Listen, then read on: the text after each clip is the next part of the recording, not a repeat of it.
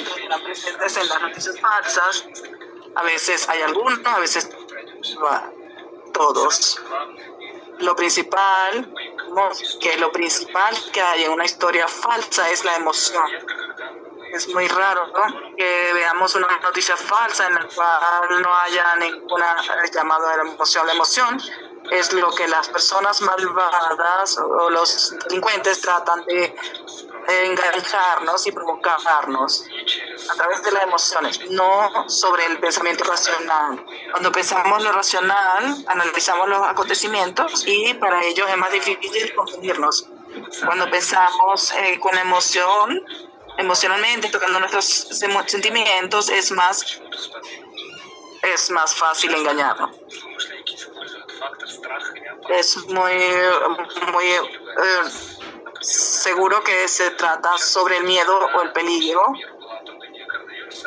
Cuando hubo la pandemia de coronavirus, una gran cantidad de noticias falsas destacaban el factor miedo o de peligro, y esto llamaba a la gente a distribuir estas noticias porque con el miedo trataban de defender a los suyos. Frecuentemente hay unas tesis que son hechos y tesis, pero la mayoría de la gentes no pueden ver las tesis y hechos. Muy frecuentemente muestran que es importante o urgente. Pueden agregar una fuente un enlace a una fuente de alguna institución pública conocida o de mi hermana que trabaja en la provincia. Por eso no es así, no es veraz. Tienen una afirmación de veracidad.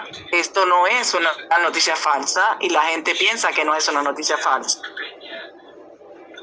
Y para aumentar el nivel de veracidad, generalmente ubican geográficamente y datos personales, que si algo no ocurre así en algún lugar, en Venezuela, en algún pueblito, y eso ocurrió específicamente en este pueblo y con esta persona específicamente.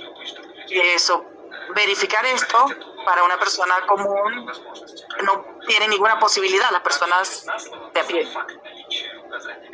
Entonces, solamente el hecho de la geolocalización y los datos personales de una persona, y eso lleva a creer que eso es verdadero. Y esto no solo no es algo así abstracto, sino una persona concreta. Esto llama a diferentes llamados diferentes a repostear o acción o a la inacción. Se pueden imaginar que este gran un círculo de gran ámbito de personas que pueden verse motivados a repostear. Vamos a hablar sobre cómo es el proceso de guerra contra los fakes. De estas tres etapas consiste 3 puntos importantes. El primero es el proceso, se puede decir de tres partes: monitoreo, verificación y refutación. Para luchar contra los fakes, en primer lugar hay que encontrarlo. Para esto hay que tener alguna función, el estado que sea monitoreo del espacio digital. Puede ser una persona que verifique qué ocurre, o como aquí en Rusia, una sección especial, una subdivisión especial que monitorea todo el país. Estos monitores deben encontrar rápidamente cual información son sospechosas y nos ve si es fake o no fake. Esta noticia puede ser que tenga algo y nosotros después hacemos la verificación de esta noticia. No hay tal que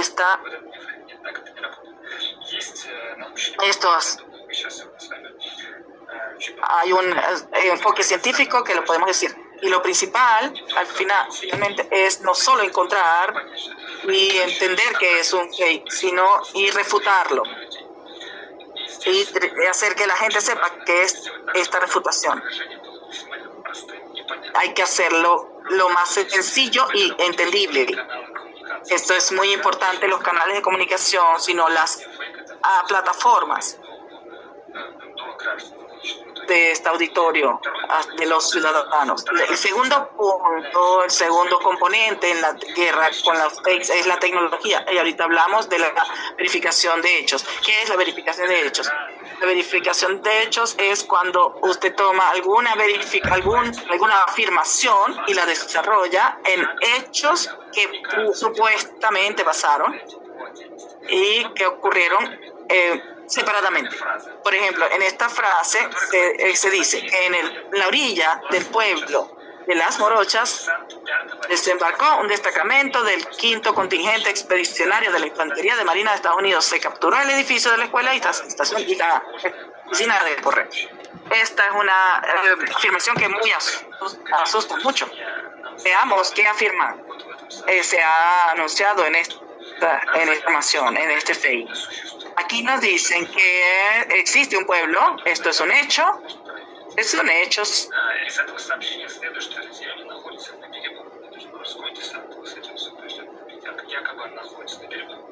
En la orilla de este pueblo ocurrió algo, en las afueras. Ya ha desembarcado un destacamento del 5º Contingente Expedicionario de la Infantería de Marina de Estados Unidos. Lo que están haciendo ahorita. O sea, se informó que tomó la escuela y la oficina de correos y que ellos fueron tomados. Tienen que saber que no tienen que ir al pueblo de Las Morochas para verificar la mayor parte de esta afirmación. Lo que se informó, lo que se verificó y lo que se dijo. ¿Podemos verificar esto? ¿Que existe tal pueblo? Sí, podemos verificar. En Google Maps se puede ver que existe, que está dentro de Venezuela o en alguna parte de las montañas y no hay ninguna orilla, no hay ningún desembarco, ningún destacamento. Se dijo que allí en el destacamento del 5º Contingente Expedicionario y aquí tenemos a la mano internet, podemos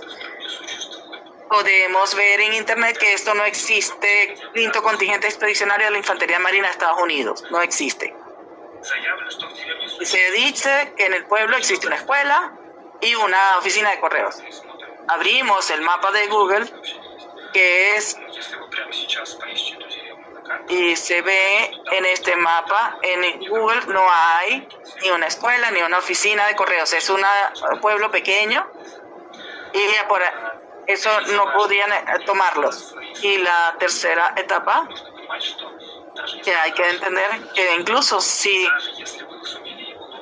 supieron distinguir, si no tienen esta victoria y una plataforma, su trabajo no va a ser efectivo. Por eso repito, es enseguida transmitir la verificación por los medios con los cuales se van a controlar. Hoy se controlará, hoy no controlar, o mañana no. Allí también sobre la estrategia de reforestación. Aquí hay 3 pasos y la primera advertencia es la advertencia, por ejemplo, de los coronavirus y las vacunas. Cuando incluso todavía no existían las vacunas y no se habían elaborado, se decía que no había empezado el proceso de vacuna, se avisó, vendrán noticias falsas sobre la vacunación. Y empezamos la campaña en lo que decíamos a la gente, que habrá noticias falsas en la vacunación. No se vayan a sorprender de que las vacunas rusas no van a funcionar, todo eso lo van a decir. Así ocurrió. Y cuando aparecieron las noticias falsas, el efecto negativo fue reducido porque nosotros lo habíamos advertido. La segunda estrategia es la intercepción de la agenda. Cuando han aparecido las noticias falsas, los chips en la vacuna, de algunas formas hay que desmentirlo. Y luego la creación de una contraagenda es una parte importante, es la creación, el trabajo con las consecuencias o con por esto que una u otra forma sea la guerra con las noticias falsas. Hay que hablar la información, hay que empezamos a decirle a la gente. Ahora ya hablamos realmente sobre la vacunación, por qué no es dañina la vacunación, etcétera. Hablamos de la táctica de la refutación, cómo hacer la refutación. La primera es la declaración. Para esto para ustedes es conocido seguramente.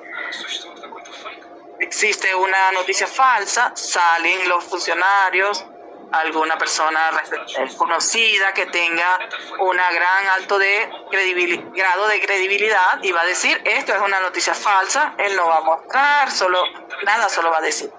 Eso funciona, no en todas partes, pero sí a veces funciona. Segundo, desacreditar la tesis. No.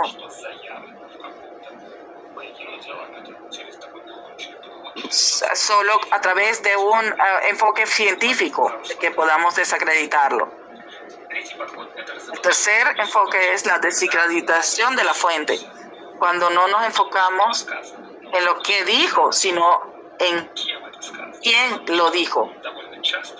Porque muy frecuentemente ocurre la situación en que hay un orador que es directamente nuestro enemigo, que ya es bastante conocido, pero antes de esto, él ha dicho otras noticias falsas, y por eso, a veces, porque no es un enfoque universal, a veces es más simple decir que él siempre miente, que él siempre está diciendo noticias falsas.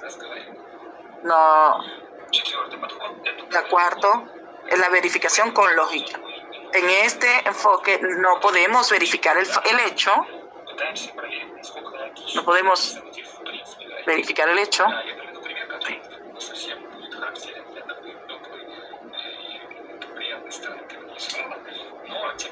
Eso era lo que yo quería hacer. Lo que yo hago. Bueno, desde que se Y el cielo no me queda nada.